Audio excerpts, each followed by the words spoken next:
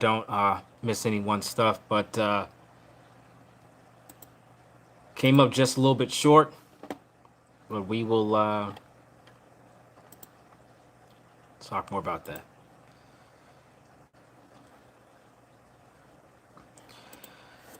All right, well, welcome back to the West Wolf Podcast. I'm your host, J.D. Jackson. I appreciate you guys post-game live. The Los Angeles Lakers just lose 117-114, a great game versus the Charlotte Hornets. Look, a loss is a loss. I really, really wanted this win. But the Lakers came up a little bit short. They came up 3 points short versus the Charlotte Hornets. First of all, the Charlotte Hornets, man, they're a really good team. 28-22 on the season. They're young, they're fast, they're athletic, they're very good. But the Los Angeles Lakers came up short today, 117-114. Look, I thought the Lakers bench did pretty well for the most part. Carmelo Anthony had 19 points. He's 5 of 12 from the floor. But he struggled from the three-point line at 2 of 9. Ariza was not good in this one. I didn't think that Avery Bradley was good in this one or THT for the most part. Reeves did. He was 6 of 12, 2 of 6 from 3. He hit a couple of big ones late. Bazemore did not get the minutes at the end of the game for some odd reason. But he was 3 or 4 from the three-point line. I thought his defense was pretty good as well. But he did not get any minutes there late. So I was definitely surprised about that. But guys, the story is all about Russell Westbrook. He 12 of 23 from the field, very efficient. 3 of 7 from the three-point line for 40%. 8 of 10 from the free throw line, 80% from the free throw line. 4 rebounds, 5 assists, 35 points, only 1 turnover. He was absolutely tremendous, phenomenal in this one. The second half, he only had 5 points in the first half. He was just trying to get everybody set up.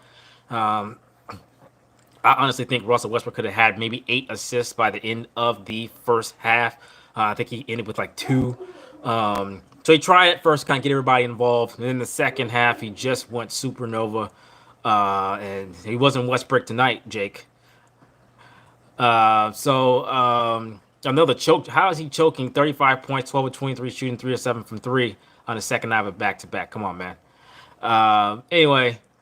He did pretty well. Look, I'm not a more victory guy. Like I wanted us to win. But if there's anything that Lakers fans can take from this is that this is what I've been preaching for the entire 40 something games that we've played, 50 now that we've played so far, is you can't keep taking chunks of what makes Russell Westbrook in order to make the Lakers great.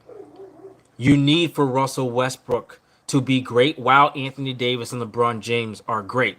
That's how the Lakers can just be a phenomenal basketball team when all 3 of your stars are maximized. And some of your parts are greater. But so far, they've kind of like sacrificed large chunks of what makes Russell Westbrook great in order to accommodate the Lakers.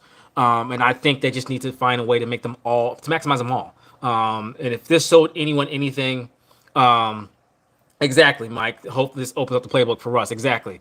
Because if this tells Lakers fans anything, okay, so Russell Westbrook can still do this.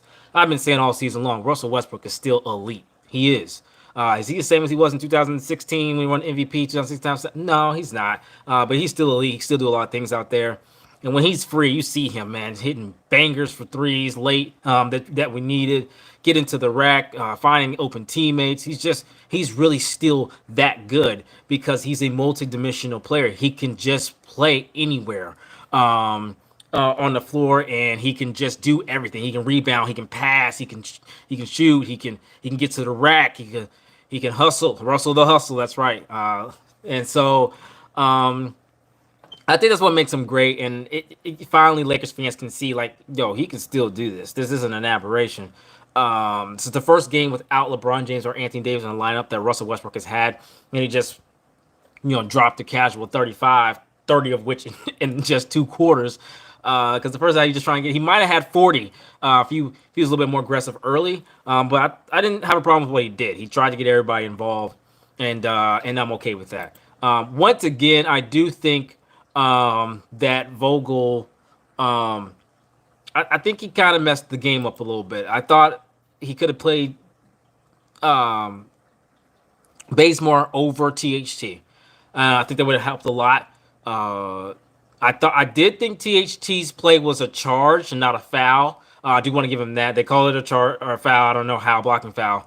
But outside of that, I thought that THT wasn't good on the defensive end, and I didn't think that he was good on the offensive end either. And I thought Bazemore was making his threes on the offensive end, and I thought that he was good on the defensive end. So I thought he should have played in this one. So I think that hurt that THT was in that lineup. Then Avery Bradley. I'm not sure how much for Jim, DJ Ellington, or Reza sold. Yeah, they were really bad, all of them. Avery Bradley, I'm still not sure. I'm not sure Avery Bradley. He's definitely not a starter in the NBA. And then I'm also not sure Avery Bradley is really a rotational player anymore. His lateral quickness isn't what it used to be, and he's just too small. And I've been saying that for weeks. Ellington, 3 of 5 from 3. He has stretches where he just seemed bad. He had 5 rebounds and a steal as well. Bradley also did have 2 steals. I want to give him that. DeAndre Jordan, that's another one. So I didn't like what Vogel did with THT. I thought Bazemore should have played there at the end. DeAndre Jordan, you just put yourself in a hole by starting him. I don't know if Dwight.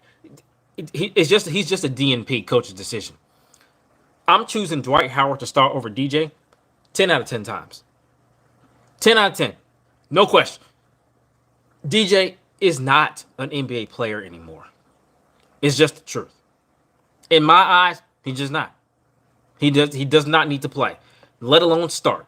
I would have started Dwight Howard over DJ if I just if I had to start big. And this one you really had to. I think not having Bazemore out there hurt. I think Ariza's minutes were putrid. He was very, very bad. Look, it came down to Russell Westbrook, Melo, Bazemore, and Reeves, really. Reeves had 16. Bazemore had 13. Melo had 19. Westbrook had 35. Westbrook had 35. Let me tell you guys what the other starters had combined. Russ had 35. The other starters combined had 21. Ellington had 9. Bradley had 5. Jordan had 4. And Stanley Johnson had 4. He had 35. The rest of them had 21. I just want to point out that Bazemore and Reeves themselves had more than 21. They had 29 combined, 16 and 13. It was really Westbrook and bench versus the Charlotte Hornets. They almost came out on top, which is why I think that if Bazemore's in this game, it's possible they win this one without having to fail trends. I don't know why they didn't start Dwight. No clue. But if Bazemore's in there those last 5 minutes, it's possible that they are able to win this game without a buzzer beater shot to do so. The Westbrook 3 at the end. Look, I didn't mind it personally. No, none of them did. The closest one was Ellington with 9. He hit 3 3-pointers. That was it. Yeah, they gotta be better than that. Also, DeAndre Jordan also hurt. See, Dwight Howard's also a better free throw shooter than DeAndre Jordan. We lose this game by 3. DeAndre Jordan was 2 of 8. 2 of 8. That is 25% from the free throw line. Russell Westbrook 8 of 10 from the free throw line, 80%. Melo 7 of 7. Bazemore 2 of 2. Reeves 2 of 3. Tucker 2 of 2. You lose by 3. Your centers 25% from the free throw line. Miss 6. It makes you look at the score and say, damn, if we just had those free throws. I mean, if he just shoots 50%, when Russ took that 3, they were only down 2. If he just shoots 50% from the free throw line, the game's tied. And then Russ feels more comfortable just going to the rack. Yes, he's still good. Exactly, Jake. He's still a good player. I think fans should be encouraged. I've been saying it all year. He's still elite. Ain't nothing changed. And that shows you that. So the free throw from DJ was bad. He wasn't good on defense. Tucker being there at the end, I thought was poor. I think it should have been Bazemore. Ariza was bad in his 14 minutes. Bradley was just bad, period. He had a couple steals, but he just wasn't good. And so that's pretty much what I have for this game. Like I said, I didn't have a problem with this three. He was hot. And his second night of a back-to-back, you don't know if he was thinking, is my team going to be able to carry this through overtime? Maybe I should go for the win. Also, the play that Vogel ran ended up making their best defender and Bridges put on Russell Westbrook. And I think he kind of thought once he got Bridges to step back, I think he thought the best shot was for him to pull up for the three-pointer. I'm not mad at him. Do I wish he would have hit it? Yes, I want to win the game. But people will probably crucify him for that shot, and I didn't think it was a bad shot. Whatever rather him go to the rack down to, yeah. Second night of a back-to-back. He stepped back. Take the shot. Not mad at it. But if you guys got any questions, want to say anything, I'm going to go ahead. I'm going to read through them now.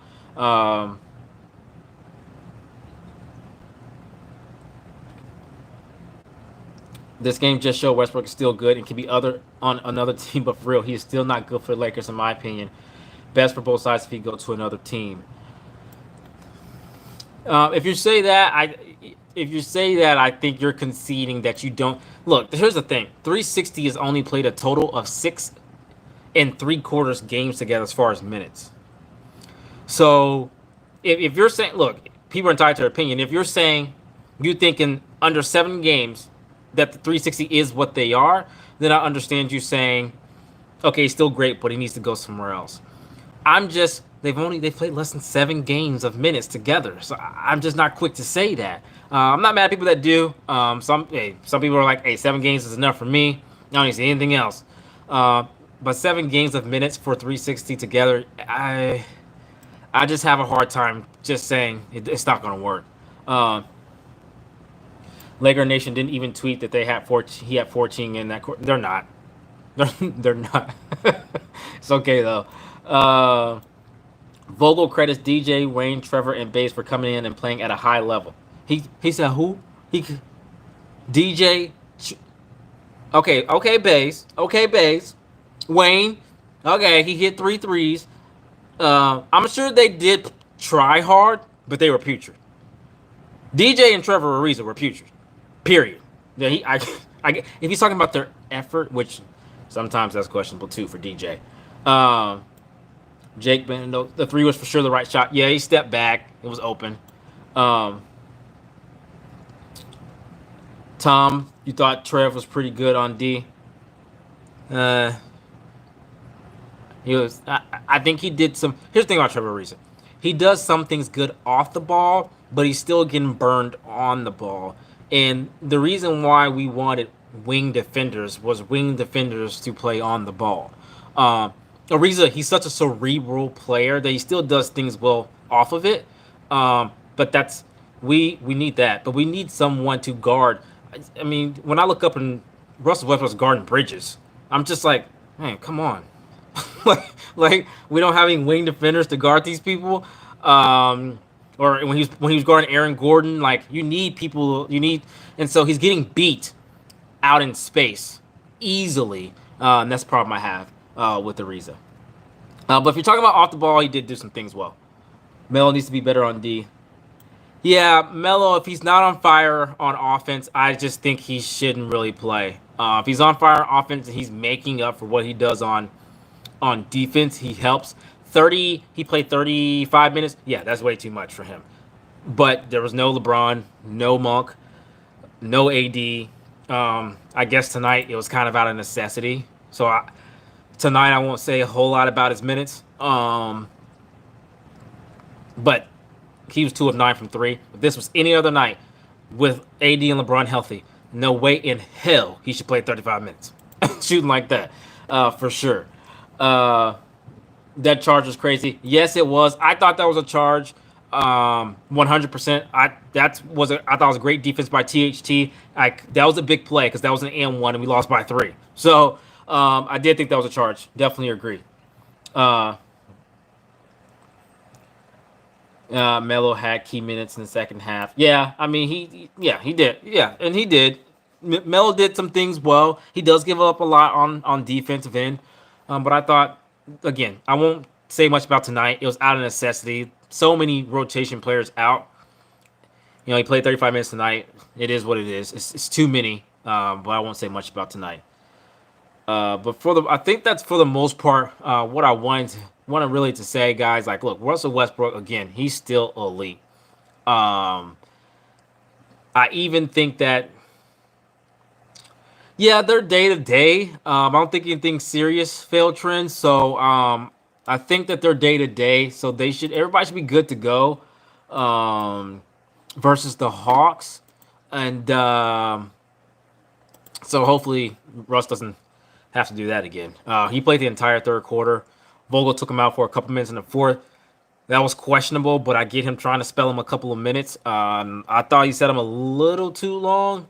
Um, so, you know, it is what it is. Jake, the Lakers' needs are such easy things to get: a backup center, literally anyone better than DJ or Dwight, and two or three more young and 3 and D players, in which there are so many in the NBA today.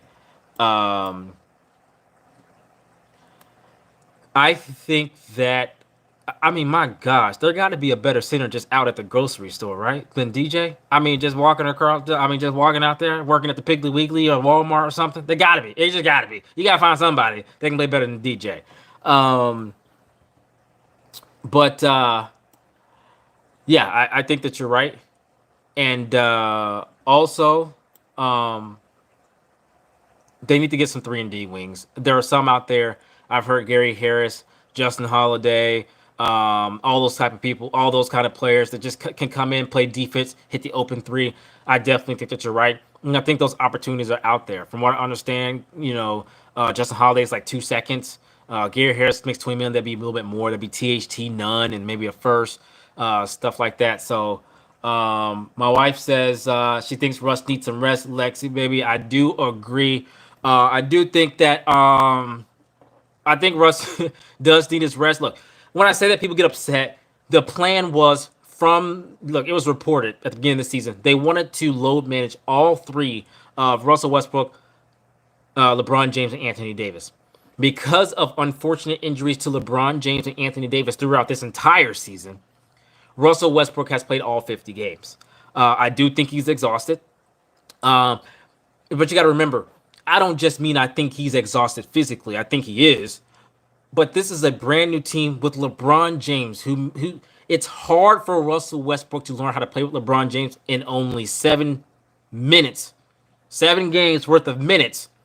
Um, and it's draining mentally as well. So I do think that he's tired and he needs rest. I definitely agree. I think he needs the rest mentally, and I think he needs it physically as well. So I agree with that. Um, what else we got here? Russ fans know he still got it. Man, he still got it, man. He still got it. We ain't worried about a thing. We worried about a thing. Uh, Wave Jordan. Yeah, I don't get. We just wave bye bye. Just maybe he'll wave bye back. I don't know. Thoughts on Bazemore overall this season? Oh, so I gotta eat crow. All right, so let me. That's a good question, Phil Trent. So I'll admit, I don't mind admitting when I'm wrong. Um, I was very hard on Bazemore at the beginning of the season. He like frustrated the heck out of me because like he remember when he couldn't make a layup. like, like he was allergic to making a layup. He just drove me nuts. I was like, will you please sit Bazemore down? Now I have seen enough of Ariza, Avery Bradley, THT. I'm like, just play Bazemore. For the love of God, please play Bazemore for my sanity. Okay. Look, he can hit the three. I know sometimes he can be streaky, but his defense has got to be better than THT sometimes and Avery Bradley. He's just not the same. And Bazemore's not as small as Avery Bradley. But at the beginning, he was just so frustrating. Why he just couldn't make a layup, transition layup, open layup, pass, assisted layup. He just couldn't make a layup, and I was like, "Well, this man, you are in the NBA. You can't make a layup. My gosh!" But I gotta admit, he needs to play. He definitely needs to play at this point. with certain lineups because he at least can hit the 3-point shot and he's decent on a defensive end. Like I said, at the end of this one, I think the game would have been very different in the last 5 minutes if it was Bazemore instead of THT. I really do. I think so. It looks like everyone. I think I saw everyone. Got everybody's questions. I'll give everybody a few more. You're not surprised Russ missed. I mean, yeah. He's made a lot of those in his career. I get the shot. Like I said, the defender stepped back, so he pulled it. I wish he would have made it. Thank you. I really appreciate it. Thank you. I appreciate you so much. But guys, I think that's everybody's questions. Remember, if you have not subscribed, please hit that subscribe button. Trying to get to 1,000 subscribers. Hit that like button if you enjoyed the stream. I really appreciate you guys. But right here as well, break things. What about Melo? He was 2 of 9. There was a lot of people who couldn't play, so they had to play him 35 minutes. You know, his defense is putrid. That's about all I got to say about him. Today. His defense was bad, but I don't want to get on him because, you know, there was like 4 rotation players injured, and you just had to play him 35 minutes. So, it is what it is. But he was bad on defense, and he did not hit anything. so that's pretty much how I feel about that. But right here is where I break things, guys. Friday night, I'm gonna spend time with the wife. Again, please hit that subscribe button. I appreciate you so much. The Westwood Podcast. I am your host, J.D. Jackson. And as always, until next time, peace.